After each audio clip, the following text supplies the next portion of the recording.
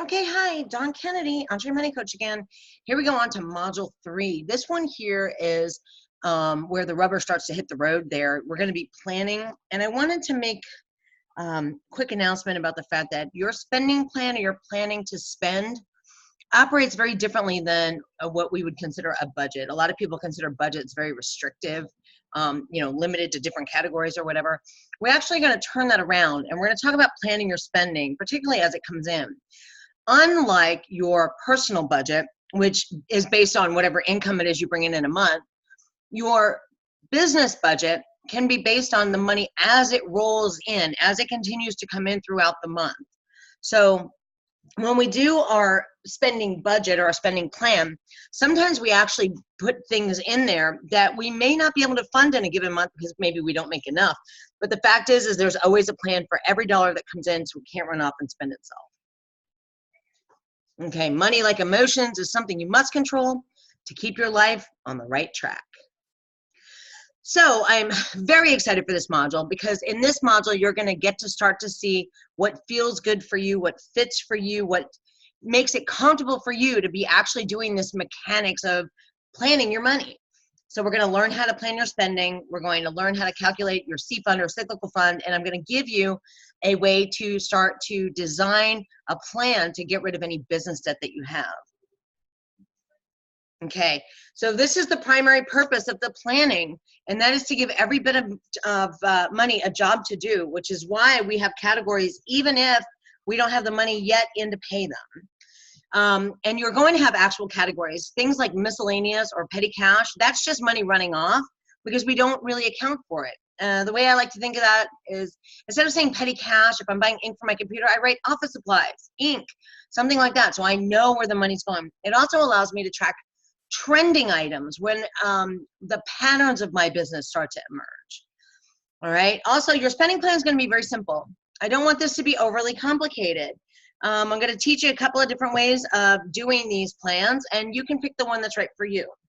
And then also planning your paydays, that's another big key to this, because you're only going to write a check on your account for those paydays, and the rest of the time the money will sit in the operating account, allowing your plan to work, because you're not going to be siphoning off money in between your checks. So plan is the second leg, if you want, of the money management mechanics approach that I have here. All right, so here's the plan. The plan is we're going to start from our business income as it comes in, and we're going to first fund our B number, so we're going to plan that first. And then depending on how much business debt we have, we're going to either fund our business debt or our C fund or our cyclical fund next. And then finally, we have a plan for all the profit.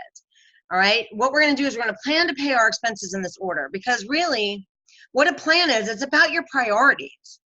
Now, your plan is, of course, always to pay everything that's due, but your expenses are prioritized to protect your business. So we always start from that B number.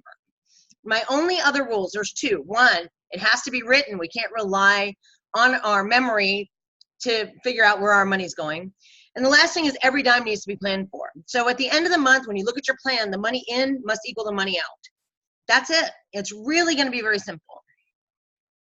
Here's why we do it. First of all, it reduces some stress because we no longer have to worry about things falling through the cracks, and we're able to keep everything in front of us. As a business owner, there's just a lot of things going on. When we start businesses, we're here to bring our passions to the world, to make an impact on people. A lot of people don't go into business because they like finance or they want to, keep control of every dollar. In fact, a lot of people tend to ignore some of the financial planning aspects of it, and they just kind of wing it as it goes from month to month. We're going to reduce that stress because we are going to plan. We're going to have confidence also in our business money moving forward, because every dollar is going to have a place to go. So there's nothing to hang out and worry about. And by giving every dollar a place to go, we're also going to build ourselves a roadmap where we can fund our future goals with deposits along the way.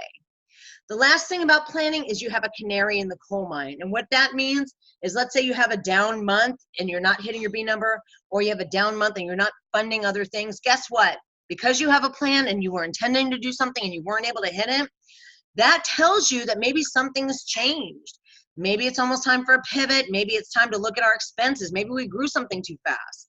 But by not planning and just kind of letting it flow on its own, we're unable to see, these little indications that we're going to have to change something even slightly, to put us back on course and correct the ship and keep us moving nice and smooth through the water. All right, what do we plan for every month? Well, the first thing is always our B number. We're always going to want to plan for those expenses. And remember, those are monthly expenses. So once that number's covered, boom, you're good. Now we're into things called the C fund, the cyclical fund. We're into emergency funding. We're taking care of debt. And we're doing any business finance changes. We're predicting in 2 months, I want to have my website changed. I know it's going to take this much money because I got a quote. I'm going to go ahead and I'm going to put a plan in place to be able to fund that. That's what we're going to plan for. So before we get too far down that road, though, I always have this question when we talk about planning, and it's, what if I don't hit my B number? I understand in the very beginning that it's very easy not to hit your B number because you're just getting started. You may not have been in the marketplace enough. People may not know you. I want you to know that it doesn't mean that there's something wrong. At that point, I just want you to have a backup plan. So have a side hustle, have a part-time job. Maybe you have some emergency reserve that you've built up somewhere. If you were hitting your B number consistently and all of a sudden you're no longer hitting it, then it's time to start looking at these other things, like how easy is it to do business with you? I want you to look at your approaches to your sales. I want you to look at your marketing and tell me whether or not you're really answering those pain points. And I want you to, ask customers what they want. Go back and do some, market research. I'm going to cover a lot of that stuff all in module 6 when we talk about, producing income. But for now, I want you to know that if you're not hitting your B number, it's okay because we have other things that we can be doing. But this is the more fun way to be doing your planning, and that's when you're hitting your B number consistently every month, because now your business is 100% self-sufficient. You are paying everything, including yourself. Now we start doing things like an emergency fund, management reserve. Now we start funding our C fund. Now we start tackling our debt, because the engine of our business is consistently fueled and running on its own. Now we can take what's on the outside of that B number and start plugging it in where it's best for us, our growth, and our goals. Now, project parking lots, or profit parking lots, you're gonna hear me say this quite a bit. Again, everything gets a name. Every category has a purpose behind it also. So if you have a project, we would give it a name, we give it a purpose. We wanna look at things like we're putting money aside for maybe a new service in the business. Maybe you wanna hire somebody, a VA or something. Maybe you have some new launches that you're thinking about. Maybe you want to invest in a new or additional marketing source. These things take capital, they take some money. So what we're going to do though is we're going to give it a plan, and we're going to be thinking a little bit further ahead. As you start to do this with your money, you're going to start noticing that you're planning some of your business moves a few steps ahead. By doing that, you're actually giving yourself some room to expand and then also to change if things don't tend to be going that way anymore when you get there. All right, so the cyclical fund, the C fund. What the C fund is this is just a separate account where you're going to make small monthly deposits over the course of a year, so that your annual expenses or your non-monthly expenses, when they come due, aren't these big chunks of money that have to come out of your operating account. So the C fund, by making these smaller monthly deposits, you're actually protecting your spending plan. You're protecting your operating account. I'll give you an example. I'm an attorney, and for me to renew my license every year, it's about $480, okay? Big chunk of change. A lot of money to try to come up with in one month from the operating account. So what would I do? Well, I would pay $40 a month into an account, and I do that every month. And so by the time it rolls back around to my dues being due again, my license fees, boom, I just pay them out of my cyclical fund account or my C fund account, and I don't even have to touch the monthly spending plan. The monthly spending plan is completely protected. Now, the cyclical fund is great for anything that you do that's not monthly. I usually tell people things you do either semi-annually or annually. Some people do put some quarterly stuff on here. That's completely up to you. What I can tell you is that if you are a person who gets annual subscriptions to things because you want the discount, you would go ahead and figure out your monthly payments for that inside your cyclical fund here. So what's not a monthly expense, it's actually an annual expense. This way here, you're keeping really the two pots of money that you need to have separate. You have the one that you have to keep your finger on the pulse, that cash flow, that monthly thing, and then you have the one that you're just going to be renewing stuff with. So this is how we figure out your cyclical fund, your deposits every month. It's very simple. Give me your expenses and the amounts of each one. Also write down the month that it's due, because you may look and see that the first half of the year, my gosh, everything's due. Second half of the year, nothing's due. Or you may see that you have something due like maybe every third month. It's going to change a little bit how much you need to pay this first year as you're priming the pump, because you may not have saved 100% of everything you need for that expense in your C fund by the time it rolls around to be renewed. So in that case, you would pay your C fund expense, make that monthly deposit, and you would also go ahead and you would pay the remaining balance for your expense, whichever one it is, whichever bill is due. And then you just start over. So the cool thing about this is you can figure out your monthly deposit for each one of the expenses individually, and then add all of that amount column together, divide by 12. That's what you need monthly. Another good thing about doing a cyclical fund analysis, if you will, is you may find there's some subscriptions that you're not even using. And that did actually happen to somebody I know when we were talking about her B number. She said, well, you know, I usually get the discounts. I pay for things annually. And I said, well, let's talk about those, because they're not B number expenses or C fund expenses. And sure enough, she found something that she was paying for. She paid $100 for it, and she wasn't even using it anymore. That there popped right into her mind, and she was able to go ahead and take care of it and actually stop it from renewing. I don't know if she was able to get a refund on any of it, but she did stop it from renewing.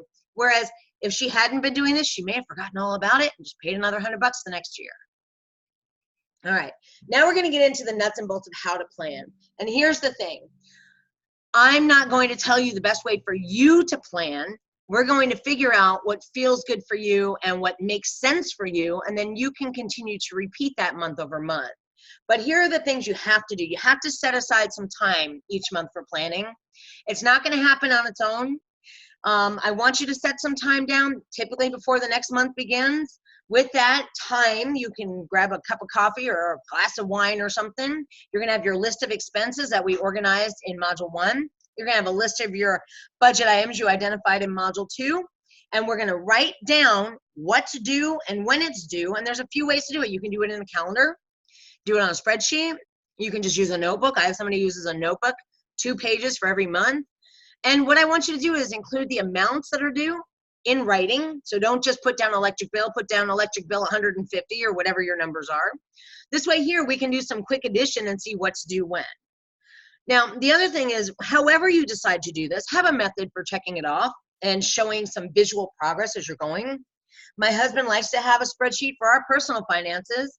And when things are paid for the month, they're, you know, the line is highlighted in green. When we're waiting to pay, it's in yellow, I think. And that way there, you know, we can add moment's notice, see what's gone out and what hasn't yet. So I want you to have some kind of way of checking it off. Some people use different colored pens. Some people just put a big X through it. I don't really care, but I want you to have that visual. So the one thing I'm going to tell you is, if this is not habit for you right now to sit down and plan your spending, it may take a few months to become a habit. And the way you're going to make it a habit is really, you're going to have to leave a sticky note somewhere or something that says, don't forget to check your spending plan. You're going to do that every time you sit down to pay payroll. You want to check your spending plan. Anytime you sit down and pay bills, you want to check your spending plan. You're going to want to check your spending plan as you're getting income in and you're allocating it throughout the month. And we try to do that once a week. And we'll get into that when we get to the managed section. But what I want you to know is, you are going to figure out what's best for you. If you're a visual person, on a calendar. If you're a spreadsheet person, on a spreadsheet. However you do it, I just want you to find the way that feels good for you and that's going to be consistent.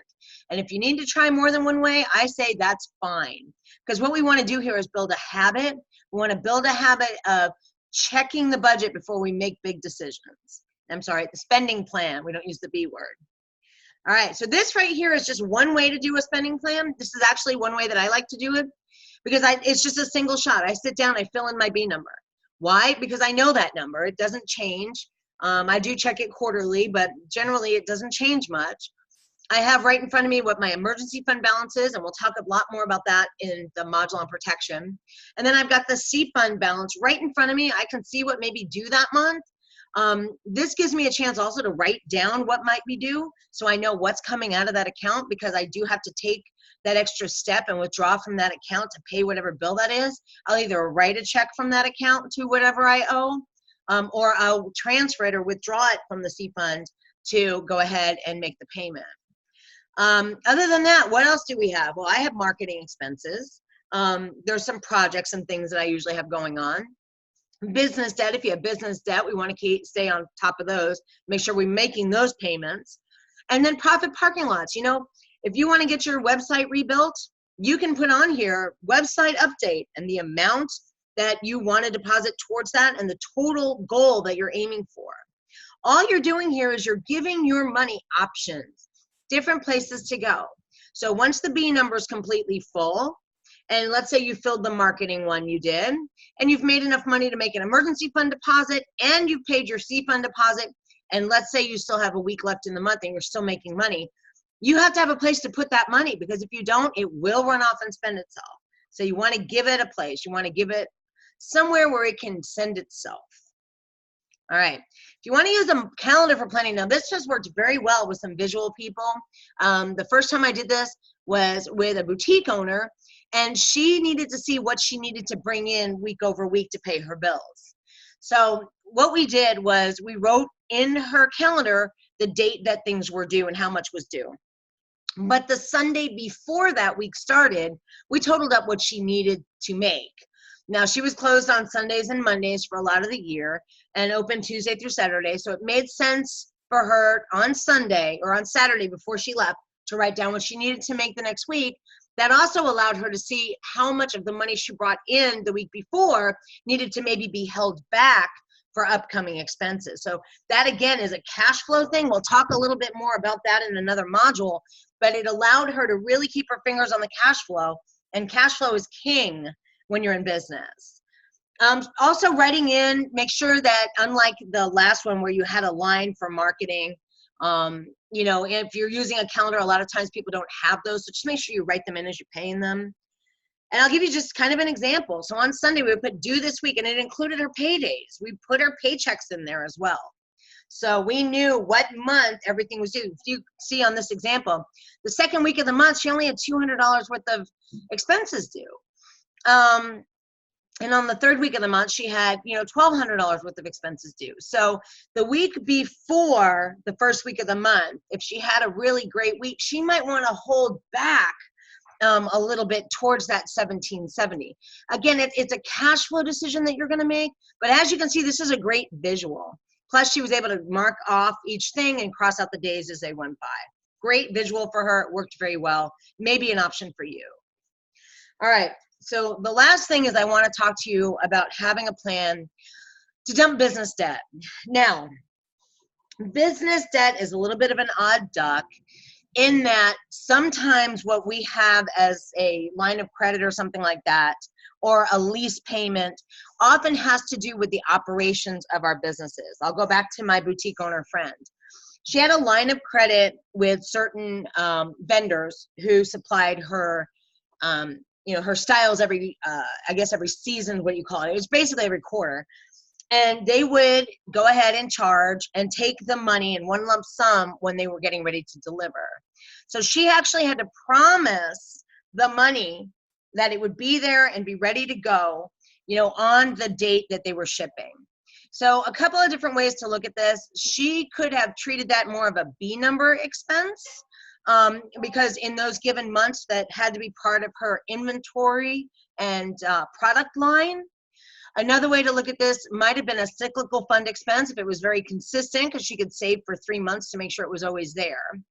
Or she could treat that as a line of credit and include that in a debt plan. It was her decision. It would be your decision. But I do know that debt looks very differently in the business world sometimes than it does in the personal world. What I want to know, or what I want to tell you is, again, there's no judgment here, but I want you to know that I need you to be very honest about what you owe money to right now and who you owe money to and the type of money that you owe. I do have a line in here about debt should only be used as a tool to grow your business. I don't even really like to use debt that way either. I don't like businesses to have a lot of debt, because businesses that have a lot of debt are in danger of going under. Particularly if you have to keep outselling the amount of debt you're growing in order to stay solvent. Having a lot of liabilities on a young fledgling business can be bad, but I leave that on here because there are people who do need certain amounts of capital to do things as they're growing, and they're unable to come up with that 100% in cash. There's going to be a module at the end that talks about whether or not you're ready to invest in your business, and some of the things you should look at first. And, it's something that has to be taken very, very seriously. The last thing I'm going to say on this is your B number expenses. If you are consistently having to borrow your B number expenses, you should not be doing anything else at this point, not growing, not planning projects, not doing anything, because your business is not paying for itself yet. So don't ever use credit for your B number. Pay that personally out of your own pocket. Get another job kind of thing, but you should not be using your debt tools in any way to keep your B number afloat, okay? All right, so this is just a planner to dump debt and to do a snowball. I come from the Dave Ramsey School of Financial Coaching, and I did a debt snowball for myself and my family when I lost my business back in 2013 after my husband's near fatal accident. And we did exactly what I'm going to tell you to do here. First of all, we had to list everything. That was kind of painful to look at, but it's not a bad idea to sit down and look at it all and get that real number. No need to be embarrassed by whatever that number is. My number was over $75,000 US, so there's no shame in this, okay? And then you're gonna stack the debts from lowest to highest. And you're gonna put your payments in there, what your minimum payment is. So what we would do is we would pay minimum payments on the little ones, on all but the little one. And on the littlest one, we would pay that debt off as fast as possible. Then we roll that minimum payment into the minimum payment for debt 2. So the new payment is bigger. The reason that this works is because if I were in debt to all of my creditors and I just paid the minimums through, that would be the minimum I would have to pay anyway. So rather than taking, let's say I pay off debt 1, instead of taking, let's say, that $35 and putting it back into the budget, I'm actually going to take that $35, I'm going to apply it to debt 2. I'm going to increase debt 2's minimum payment and get out of debt that much faster and build momentum. If you have business debt, this is a step you would want to take after you had put something towards an emergency fund and after your C fund is fully funded or your deposits are being made consistently. This way here, we protect the spending plan and we protect the operating account, and then we throw extras at your business debt. All right, this could be done before you go after certain growth curves and things like that in your business.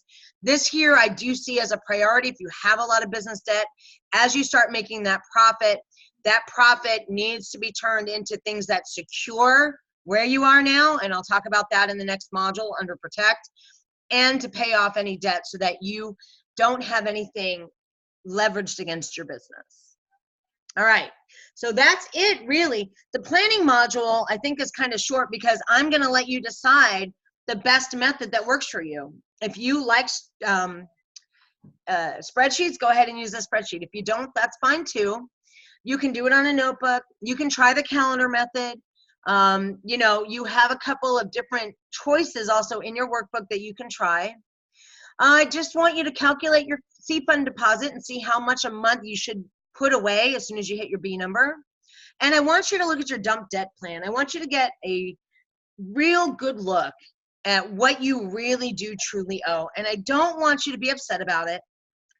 I want you to have an idea so that when we are tempted maybe to do things with profit other than pay off debt, that number kind of grounds us back into reality and we start to loose the debt on our business. And finally, the last one, this is the easiest one, I think. Pick your 2 paydays and put them on the calendar. Now, if you want to get a newsletter every other week to remind you that it's Entre Payday, go ahead and just sign up on the website, entremoneycoach.com/payday, and you'll be getting it every other week. We're going to celebrate all things entrepreneurial because you're in business 2 more weeks. That's amazing. And we're going to go ahead and give you some business tips and money management tips and things to help you out. So that's it. You've finished 3. I want you to take a little time this week, though, and get these action items done. If you need anything at all, you always reach out to assist@entremoneycoach.com, and we will get back to you with an answer. Take care. Have a wonderful week, and happy entrepreneuring.